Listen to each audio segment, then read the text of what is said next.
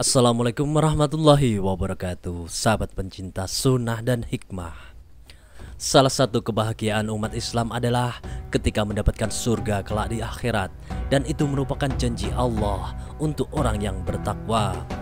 Pertanyaannya, apakah keluarga di dunia ini akan berkumpul kelak di akhirat?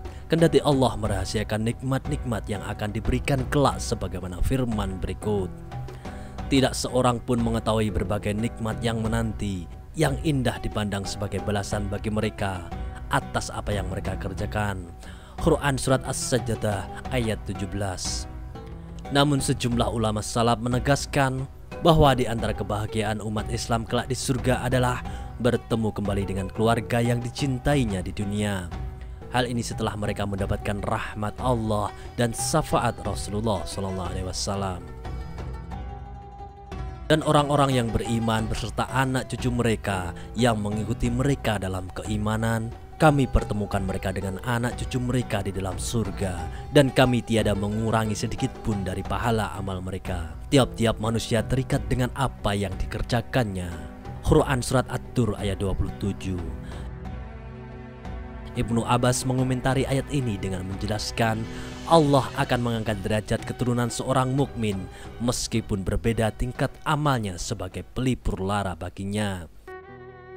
Di ayat lain dijelaskan yang artinya yaitu surga Adnan yang mereka masuk ke dalamnya bersama-sama dengan orang yang saleh dari bapak-bapaknya, istri-istrinya, dan anak cucunya.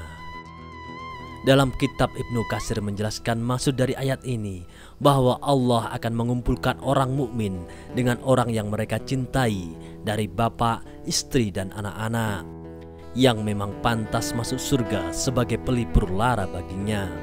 Bahkan dia akan mengangkat derajat keluarganya yang dalam level rendah menjadi level yang lebih tinggi tanpa mengurangi derajat sang mukmin yang tinggi tersebut sebagai anugerah dari Allah Subhanahu wa taala.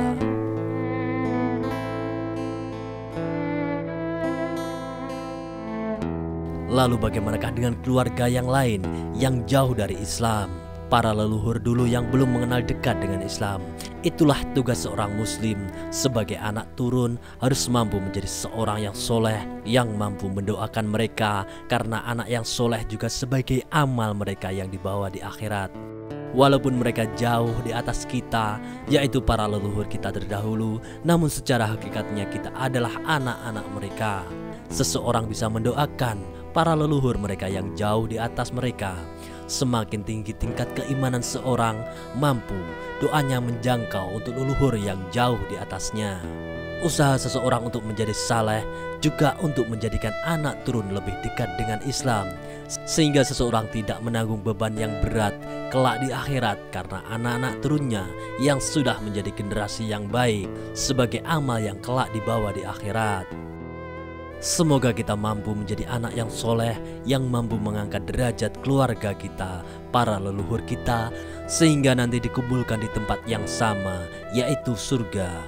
Dan juga bisa menjadi orang tua yang saleh, yang menurunkan keturunan yang lebih baik dari kita.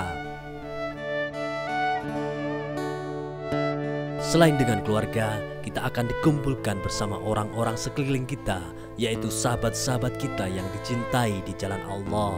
Seorang Arabi datang kepada Rasulullah dan bertanya, "Wahai Rasulullah, bagaimana pendapatmu seseorang mencintai suatu kaum tetapi ia belum pernah dapat menyamai amal mereka?"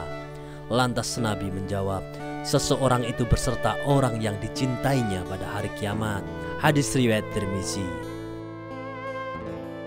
Semoga tayangan ini memberikan manfaat dan menambah iman kita. Amin amin ya rabbal alamin. Wassalamualaikum warahmatullahi wabarakatuh.